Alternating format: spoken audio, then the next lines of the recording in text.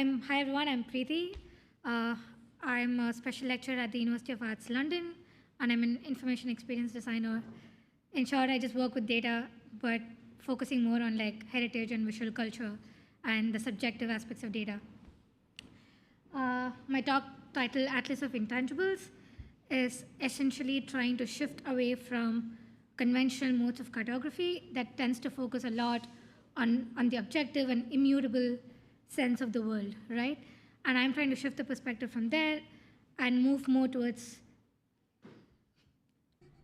height issues. Thank you. Where was I?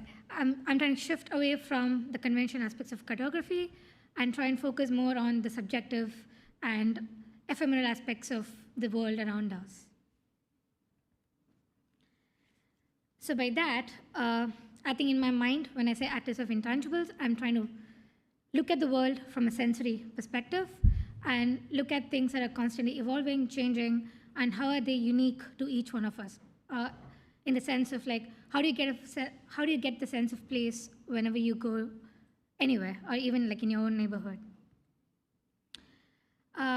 These are like some of my like research materials. I've looked at like a lot of literature.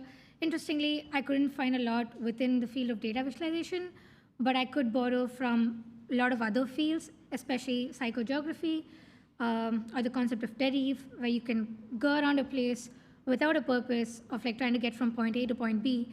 And how do I borrow from even like music in that sense? And how do I borrow from all of these different disciplines and look at how I apply that to mapping? So I said that I looked at music as one of the subjects, right, and psychogeography. So in the practice of like walking as a research method, there's this idea of like protocols or like set of rules that you could follow. And what I've done is taken this aspect of scores or like protocols and tried to use that as a way of nudging the observer on their walks. And I call these like data walks. So when I go on a walk, I use these scores as like instructions to nudge what are the things that I look at, what are the things that I smell or like sense or I touch, and I start like observing these on my walk. And I use this as a framework, and it's very modular. So you can, it could be like field notes, it could be pictures, photos, handwritten notes, recordings, audio recordings, anything of that sort. And all of this feeds into the data for the mapping exercise. I also tend to keep these scores thematic, so I can focus on like very specific aspects of the city. In one of the like works that I did, I've been looking at witness marks, which are like marks that you see in your built environment in your neighborhood. So it could be man-made, it could be like natural. You could find like mushrooms and moss like growing on the walls, or pretty much like any mark that's indicative of some sort of interaction in nature. I call those like witness marks. Also includes like chewing gum and like bubble gum. So I also, by the way, I come from London, so chewing gums are a thing in the city. Sonic shifts are again like the sounds of the city, especially I think visuals and like sounds are extremely obvious to people as opposed to like smell and touch. And so it can really like take over you, but I think sounds of a city really lend their way to the sensescape of the place. And I usually like, in none of my works, I don't tend to use any like fancy equipment. It's usually just like my notebook, set of like instructions that I have that I can fill in. And then like for sounds, it will either be my phone or like a sound recorder with a dead cat. So these are like the initial versions of like what my field notes would look like. And I've tried a couple of different variations of the same exercise just to figure out what works better and what is not overwhelming. For instance, this was like, I was seated at a spot and I tried to like observe just the sounds or just the smells or just the texture like in and around me, and I would try and like figure out how I react differently to these different like sensory stimuli. These are like a couple of other variations of, so all of this is extremely like practice-based, because part of the intention, which I'll touch upon in a bit, is also to try and apply this in like collective community workshops. So it really matters that it's not overwhelming and it's easy to sort of go through as an exercise. This is another activity where I went on a walk in a neighborhood, and I'm trying to like think about uh, how do I still keep the geographical sense of the place? So I started from point A to point B, but I'm not looking at buildings and roads, but instead I'm looking at witness marks and like all the sonic scores in the background. Yeah, so all of these field notes visualizations would happen in the moment because as I noted earlier, all of this is pretty transient and it's changing constantly. So this is literally a snapshot of that place in that moment. At the end of it, of course, I would end up like with a lot of data.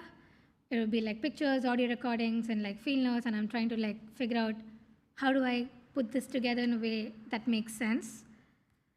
I'm personally like interested in archives a lot, and one thing that was making sense to me is that I go on these walks, I collect them, but there's only so much I could do like manually.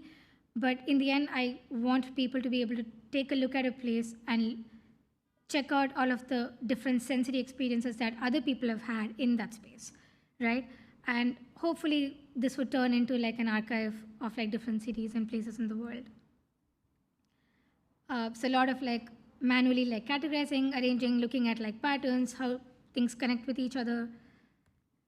Yeah, just more of that. And then I did touch upon like I wanted this to be an accessible like platform where other people can take a look at it and not just like sitting in my own sketchbook. So naturally it lended its way to like a website or like a place where all of these different experiences are like collected. Yeah, so some like initial iterations on like how the website itself could be, how the experience could be. And I'll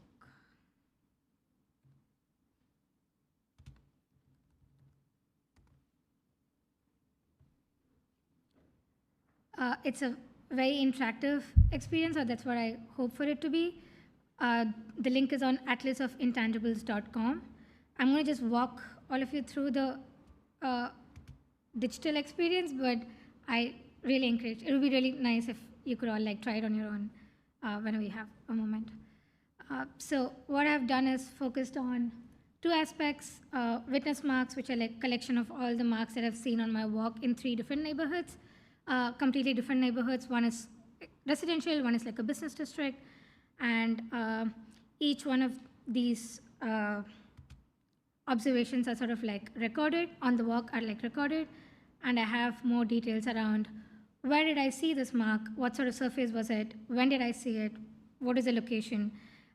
Also because though this is not very geographic in nature, I'm not really focusing on the geolocation of the place, but I think today if I go back to the same space, it's just going to be very different due to weather or any other circumstances. And I would usually have like my own notes on what I thought about the place. And all of the like legends you see at the bottom is essentially like what kind of space I saw that in. Was it a green space? Was it like heritage buildings? Were there like sticker residues or like graffiti? And then you could also like look at the same set of collection like in different ways. So the first one was focused on like my journey, versus here it's like where are all of the building facades and what kind of like different marks do they have. So you can essentially look at it through a different lens. And I also have this idea of typologies where you can just view the whole thing as a collection, and you can see how many of those are like vandalism marks, or how many of those are like aging marks, etc. I have something similar for sound, and I have to flag that all of this is looking at very specific set of places in London. It's nowhere close to being exhaustive, but I do hope that this can extend into like an archive. Again, for sounds, you could look at, I don't know if the audio is working. No audio.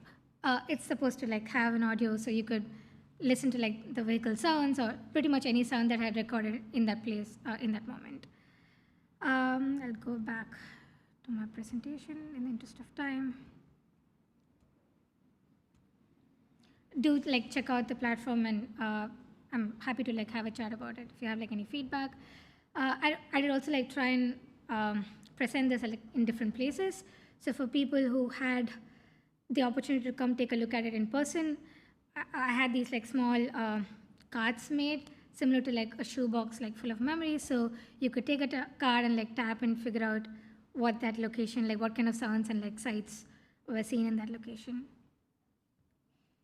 I have also extended this whole research into a practice. So we did run a workshop yesterday around this, where I take people more focused on like the local community folks on like walks, and where they use like one of the framework that I've come up with and collect all of this information. We come back and collectively create a map of the space. And it's interesting to have discussions around how different people perceive the same space in like very different ways. Yeah, these are like some of the outcomes of like the different workshops. Yeah, that's pretty much it. Oh, thank you.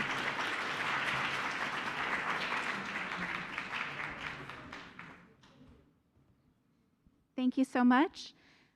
So we have a couple minutes if there are questions.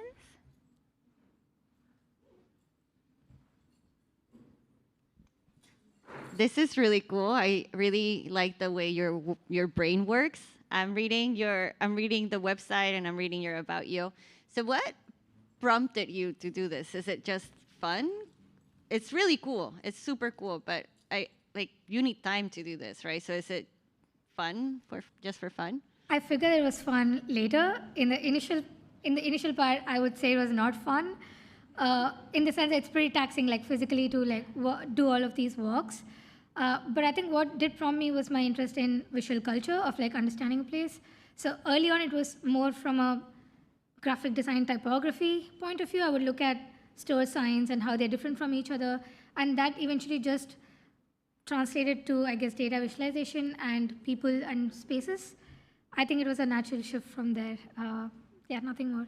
And also like getting into music and reading a bit more about like how does scores work and what is like walking as a research practice. All of this was like new to me from other disciplines.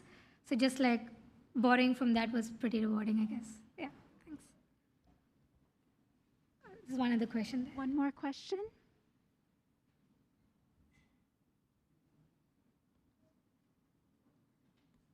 I was wondering, did you code that, or did you have work with someone, or how did you do that part? So I did the prototyping. While I can code, I don't like write production code. I don't think I'm pretty confident at that. I did have a collaborator for this. It's on the website. So I had help like with actually doing the production part of the code. But the initial prototyping and all of that was on a platform. The language is called D3.js. It's pretty useful for vector-based visualizations, data visualizations. Yeah. Wonderful. Thank you so much. Thank you so much.